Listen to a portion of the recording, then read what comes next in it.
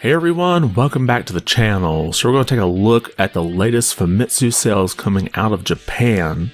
Now if you aren't familiar with the Famitsu sales, these are estimated physical game, software, and hardware sales data for Japan only, so these numbers don't cover sales numbers from any other region.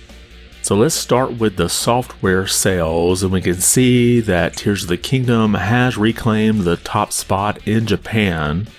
And there is only one other PS5 title in that top 10, with the rest being the Switch. And of course that PlayStation 5 title is Final Fantasy XVI, coming in at number 2. And we'll just quickly go down the rest of the list here. At number 3, we have Mario Kart 8 Deluxe. At number 4, we have Master Detective Archives Rain Code.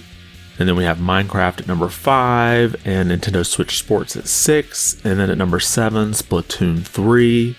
And then at 8, we have Super Smash Bros. Ultimate, and then Ring Fit Adventure at number 9, and then finally at 10, Everybody 1-2 Switch.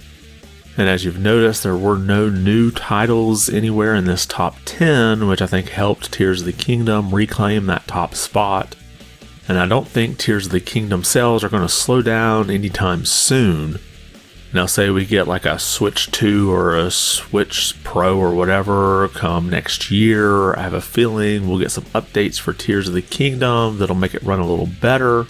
So I don't see that title slowing down anytime soon.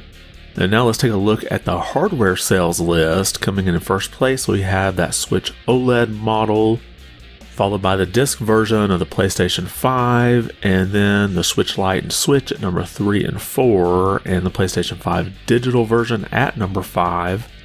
And then again, we have the PlayStation 4 at 6, beating out the Xbox Series X and S by a wide margin. So that little bump we have from Diablo 4 bumping up Xbox sales has kind of flatlined back out. And let's take a look at that updated sales graph here. You can see the Switch has dropped down quite a bit from last week, but it's still ahead of the PlayStation 5 sales. And the PlayStation 5 dipped just a little bit, but pretty much flat from last week. And just kind of looking ahead and seeing what games are going to be coming out over the months ahead, there doesn't seem to be any really big titles in July. We do have Pikmin 4 coming out for the Switch. So we may see a bit of a bump there, especially if maybe they do a special OLED version of Pikmin 4, but I think if they were going to do that, they probably would have announced it already. So with no really huge titles coming out for the rest of this month, I have a feeling we won't see these sales numbers go up much more until we get into maybe August or September. But let me know what you think in the comments. Do you think there's a certain title coming out over the next 2 or 3 months that could cause these sales numbers for these consoles to dip back up again in Japan?